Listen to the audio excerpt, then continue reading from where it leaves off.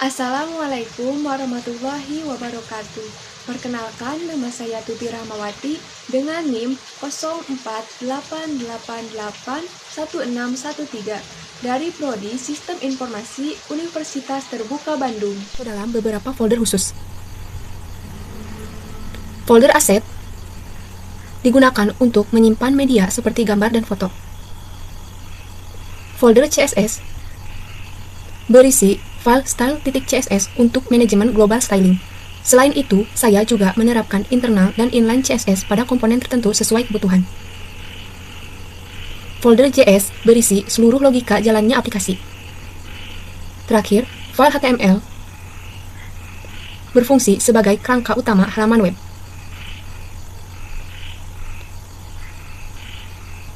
Untuk arsitektur JavaScript, saya membaginya menjadi 5 file modular agar kode lebih terstruktur.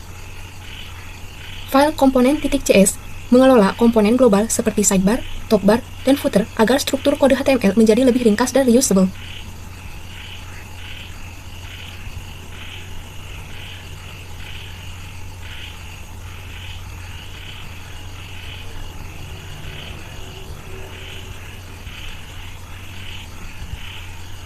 File data.cs berfungsi sebagai mock database atau penyimpanan data sementara.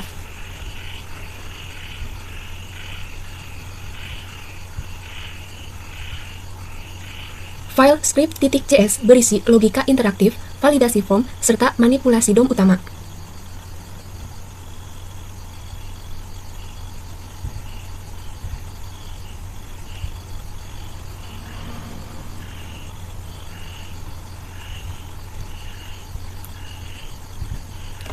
File stock app.cs mengelola logika interaktif, validasi form, dan manipulasi DOM khusus untuk fitur manajemen stok bahan ajar.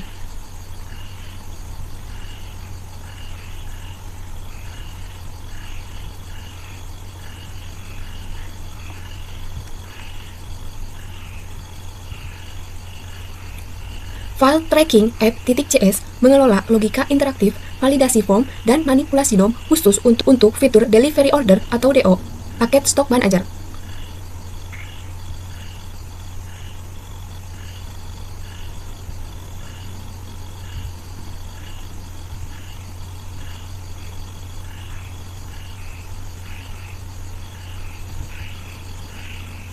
Berikut ini merupakan CSS internal.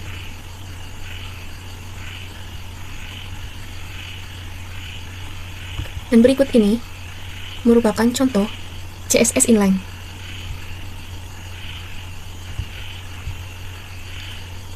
Sebagai catatan tambahan, saya menempatkan data.cs, komponen.cs, serta CDN Vue.js versi 2.7.16 di dalam tag,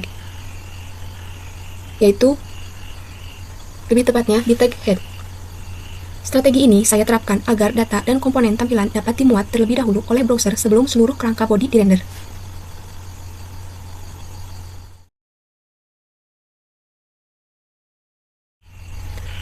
Saya akan menjelaskan menu informasi bahan ajar yang berpusat pada halaman stok.html.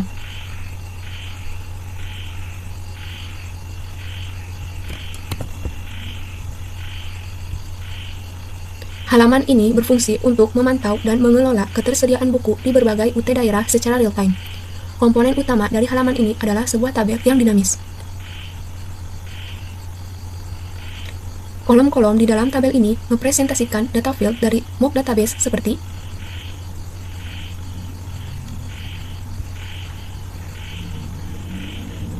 kode mata kuliah yang dipetakan dari properti kode, nama mata kuliah dari properti judul, kategori mata kuliah dari properti kategori, UT daerah dari properti UPBJJ, lokasi rak dari properti lokasi rak, jumlah stok atau quantity dari properti QTY, safety stock dari properti safety, lalu ada status yang diproses di halaman stok.html. Sini. Dan di sini. Lalu catatan khusus dari properti catatan HTML.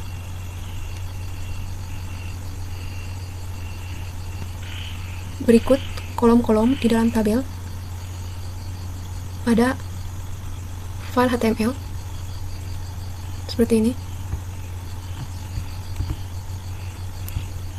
Dan berikut kolom-kolom di dalam tabel pada halaman webnya.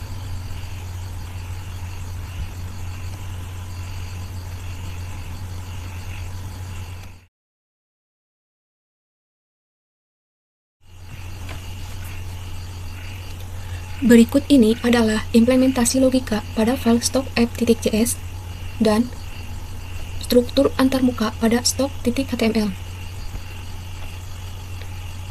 Pada komponen tabel utama ini, saya menerapkan beberapa direktif penting dari Vue.js untuk merender data secara dinamis. Pertama, direktif v-for untuk pengulangan data. Digunakan pada tag tr untuk mencetak daftar bahan ajar secara berulang dengan memanggil compute property, yaitu paginate stock. Compute property ini berasal dari file stock_app.js.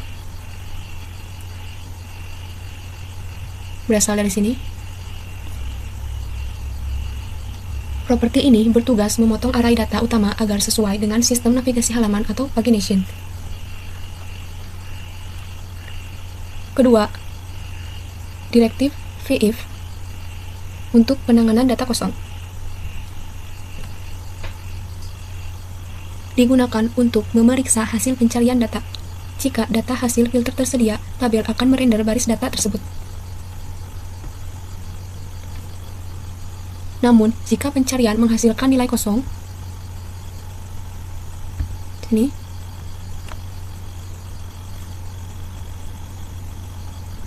berikut ini adalah compute property. Di sini.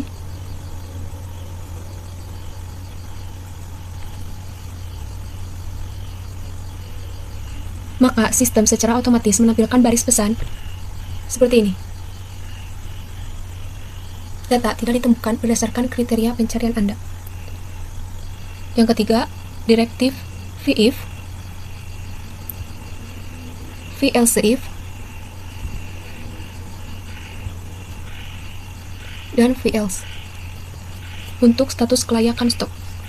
Digunakan pada kolom status untuk memberikan indikasi visual yang dinamis.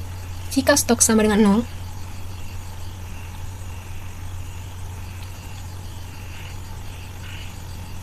maka batch akan berubah menjadi kosong.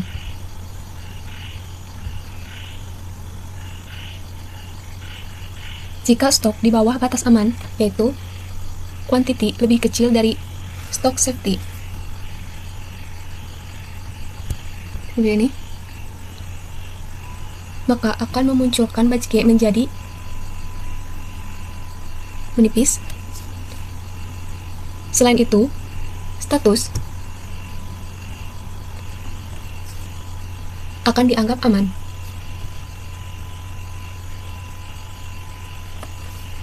Keempat, direktif vhtml untuk rendering catatan.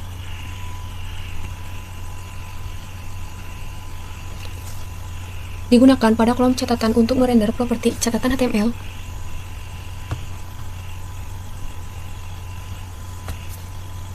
Properti ini dieksekusi sebagai elemen HTML ASCII seperti tag em, tag strong atau tag u, dan bukan sebagai teks mentah biasa.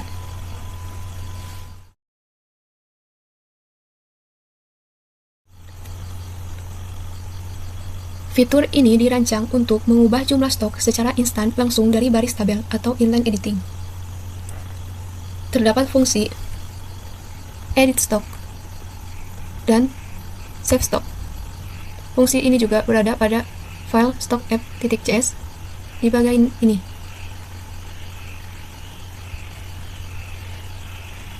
Ketika pengguna menekan tombol aksi berikon pena,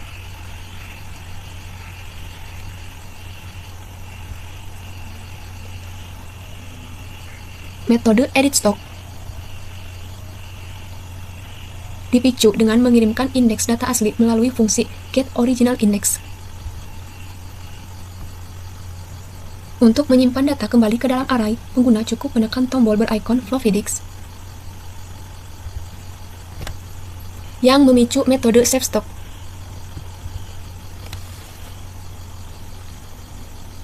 Kedua, yaitu direktif vif dan velse. Vif dan velse pada kolom aksi dan kolom stok digunakan untuk mengontrol perubahan mode tampilan tabel. Saat tombol edit ditekan, kolom jumlah stok akan otomatis berubah menjadi komponen input type number dan tombol aksi berubah menjadi tombol simpan.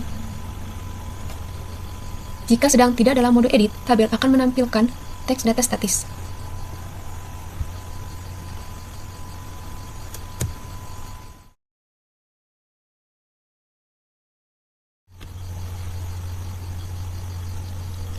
Fitur ini memfasilitasi pengguna untuk menambahkan modul atau buku baru ke dalam sistem lewat modal box. Terdapat fungsi tambah bahan ajar,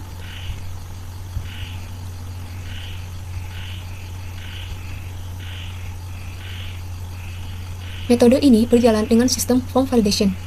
Sistem akan memvalidasi bahwa seluruh kolom teks tidak boleh kosong, serta nilai harga, kuantitas stok, dan safety stock tidak boleh bernilai negatif atau 0. Jika valid, data baru di-push ke dalam array stok dan form akan direset otomatis. Kedua, direktif vif pada modal dan pesan error. Vif pada modal, vif pada pesan error.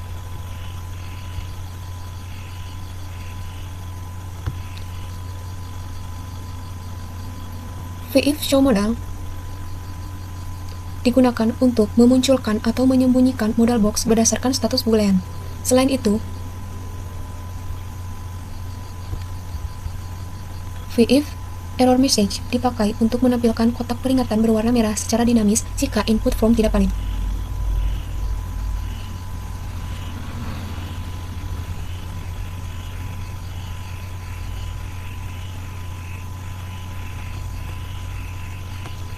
Ketiga, direktif pivot pada pilihan form.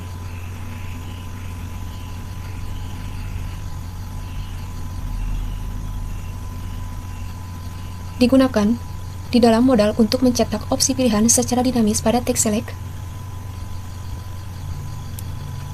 dengan membaca array kategori list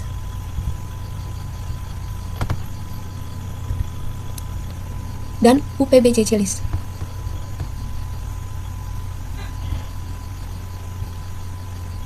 Di sini juga terdapat direktif vmodel untuk data binding.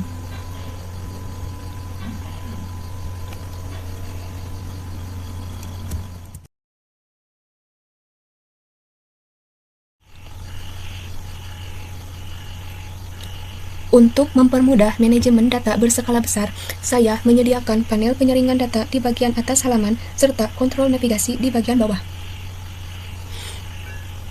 Pertama, terdapat sistem filter multiparameter. Penyaringan data dilakukan melalui compute property, filter and sort stock, yang mengombinasikan filter berdasarkan UT daerah atau UPBJJ, kategori mata kuliah, lalu urutan sorting berdasarkan judul, stok terkecil, atau harga terendah, serta opsi checkbox untuk menampilkan item yang memerlukan reorder kritis.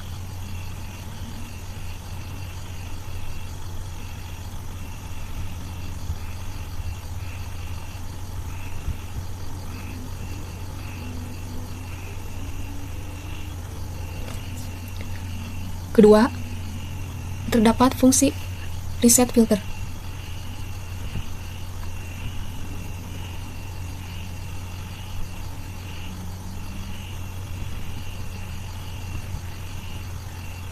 Berada di sini. Ini terhubung pada tombol reset filter yang berfungsi untuk mengembalikan seluruh status filter ke kondisi awal, mengosongkan pilihan, dan mengembalikan urutan default berdasarkan judul, yaitu alfabetis dari A sampai Z. Ketiga, terdapat direktif v-model untuk data binding.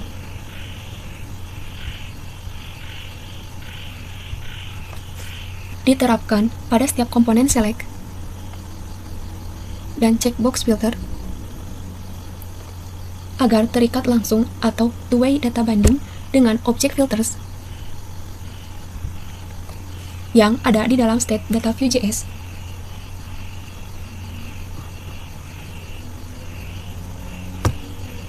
Sini. Setiap kali filter berubah, properti jalurnya akan memicu ini untuk mengembalikan navigasi ke halaman pertama. Keempat, terdapat direktif v-if dan v-for pada komponen pagination. Direktif v-if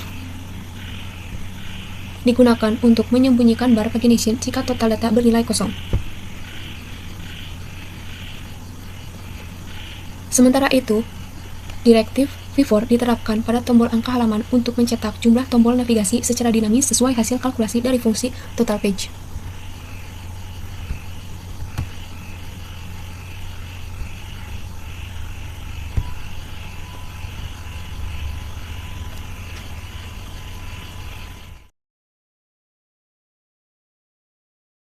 Sekarang kita coba fitur-fitur yang ada pada halaman informasi bahan ajar di halaman web.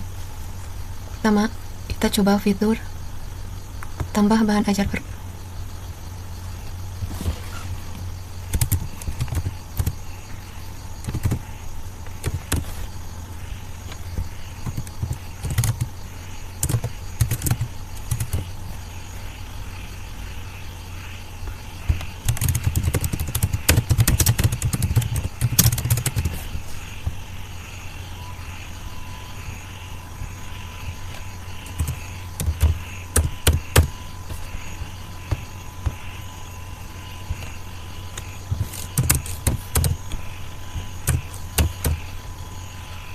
Sudah diisi semua inputannya. Kita coba klik simpan data. Di sini data bahan ajar baru berhasil ditambahkan dan ditampilkan di tabel ini. Di sini kenapa berada di urutan 3? Karena tabel ini otomatis diurutkan berdasarkan judul.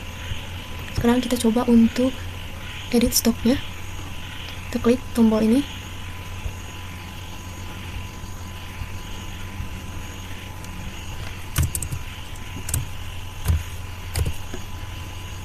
Otomatis terupdate statusnya, walaupun belum diklik simpan. Kita klik 40. Sini, kita klik simpan. Jumlah stok 40 dan jumlah safety stoknya 50. Di sini lebih kecil ya jumlah stoknya, dan statusnya berubah menjadi menipis. Kita coba fitur filternya. Kita pilih Jakarta. Sini udah berhasil terfilter, walaupun belum semua filter dicoba. Kita coba lagi. Sini ada muncul filter berdasarkan kategori mata kuliah. Setelah filter UT daerah, UPBJJ dipilih. Coba kita klik ini, maka akan menghilang filter kategori mata kuliahnya. Ini juga berkat metode Watcher. Sini filter UPBJJ. Kita coba pilih lagi Jakarta, kategori praktikum. Sini berhasil terfilter, itu menghasilkan satu data, yaitu programan berbasis web. Coba pilih yang lain. Dapat dua data. Kita pilih urutkan berdasarkan jumlah stok terkecil. Tidak ada yang berubah karena ini stok terkecilnya.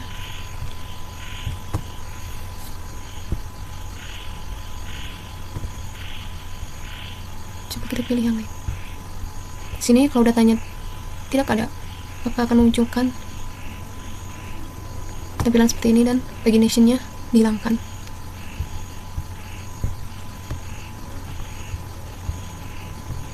Kita coba push, cuma stok terkecil di sini. Sini data pertama itu biologi umum, matiku. Coba pilih kategori atau filter urutkan berdasarkan jumlah stok terkecil. Di sini urutan pertama menjadi mata kuliah dasar-dasar sosiologi. Berhasil diurutkan berdasarkan stok terkecil. Coba harga terendah. Hasil juga.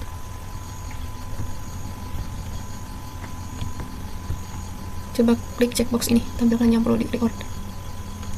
Di sini ya. Ditampilkan data yang statusnya menipis saja. Coba lagi.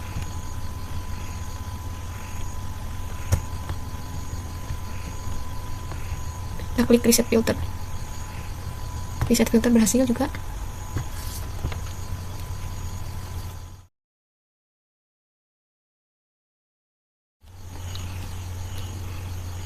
Berikut ini adalah implementasi logika pada file tracking app.cs dan struktur antarmuka pada track.html.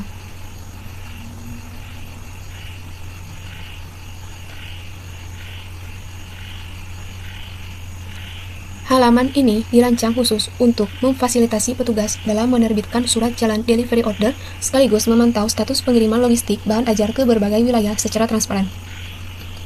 Terdapat 3 komponen utama di dalam halaman ini, yaitu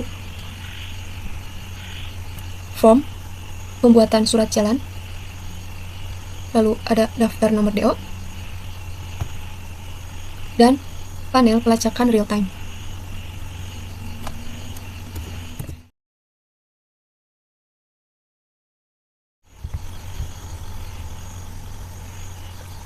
Formulir ini digunakan oleh petugas gudang untuk menginput data pengiriman baru dan menerbitkan dokumen surat jalan DO secara digital ke dalam sistem. Pada komponen form ini, saya menerapkan beberapa fungsi Vue.js. Pertama, direktif VModel untuk data banding.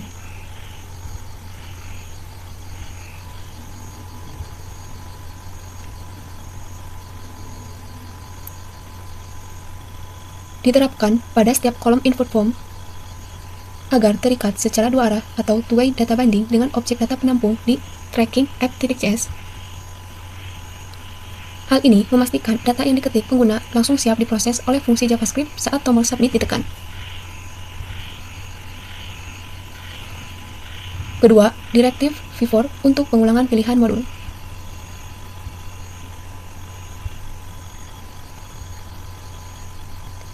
Digunakan untuk merender daftar opsi bahan ajar atau pilihan kulier ekspedisi secara dinamis dari state data, sehingga petugas cukup memilih data yang sudah tersedia tanpa perlu mengetik manual.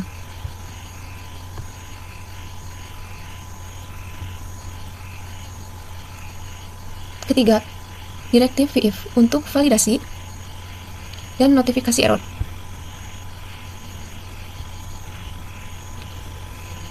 Digunakan untuk mengontrol kemunculan pesan peringatan jika ada kolom wajib yang terlewat, serta menampilkan pesan sukses berupa pop-up informasi ketika data surat jalan DO berhasil dibuat dan disimpan ke dalam sistem.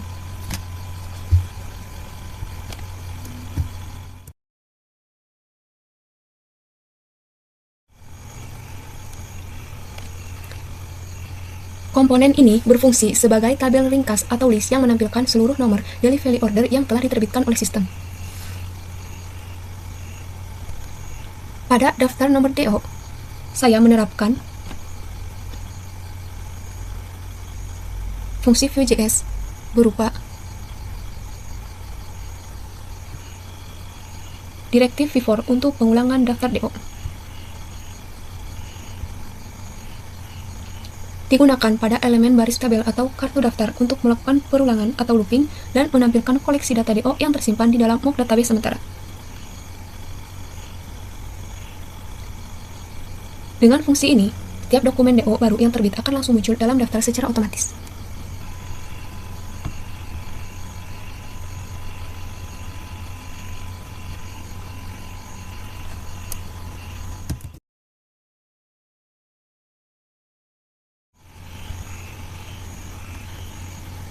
Fitur ini merupakan inti dari interaktivitas halaman pelacakan, di mana pengguna atau petugas dapat mencari tahu posisi koordinat dan status terakhir dari paket pelajar yang sedang dikirim.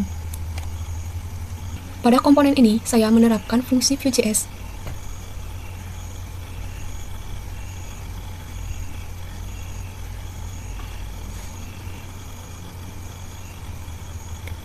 Yaitu Directive VModel pada search card. Ini diterapkan pada kolom pencarian nomor DO. Setiap karakter nomor DO yang diketik oleh pengguna akan langsung tersinkronisasi dengan variabel keyword pencarian di JavaScript untuk memicu fungsi filter pelacakan.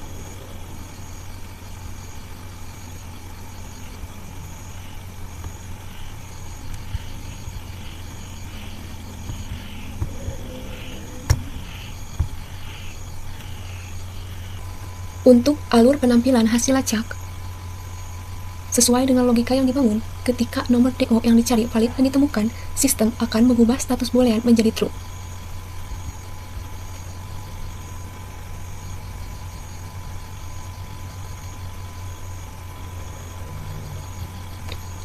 Perubahan status ini akan memicu komponen detail pelacakan di bawahnya untuk merender informasi secara lengkap yang meliputi informasi penerima,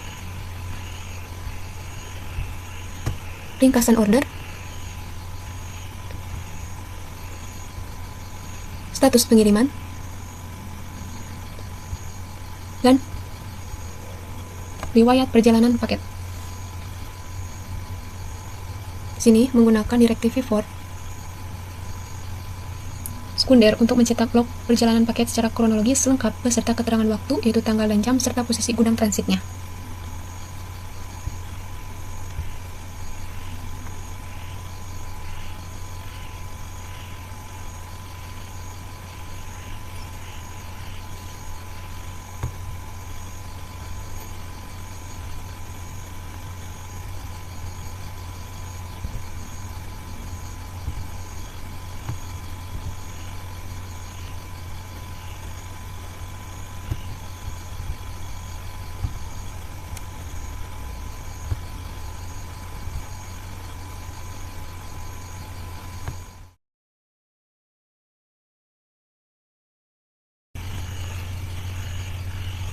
Sekarang kita coba fitur-fitur yang ada pada halaman web tracking pengiriman, dimulai dari form pembuatan surat jalan DO,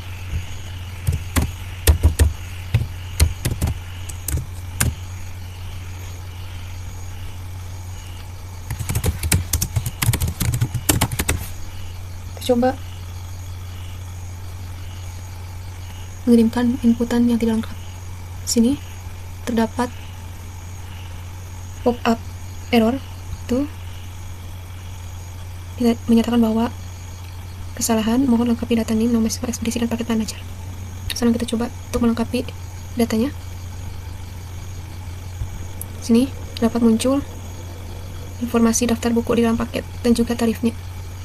Sekarang kita coba klik tombol submit.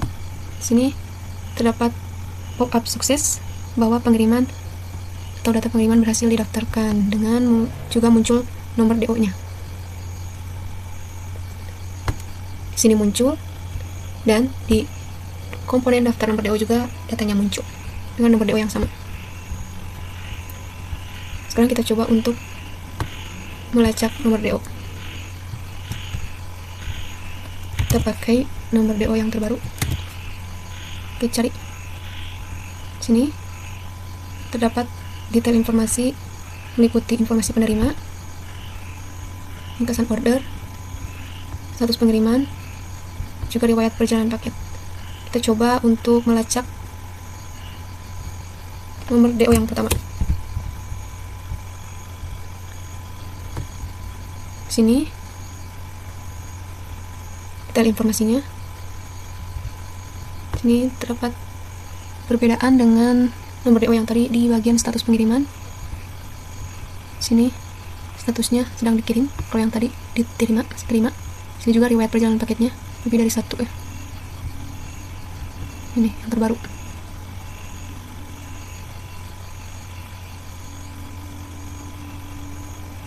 Ini yang terbaru.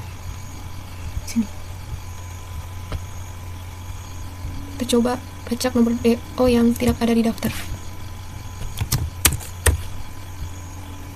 memunculkan alert bahwa nomor delivery order tidak ditemukan. Oke.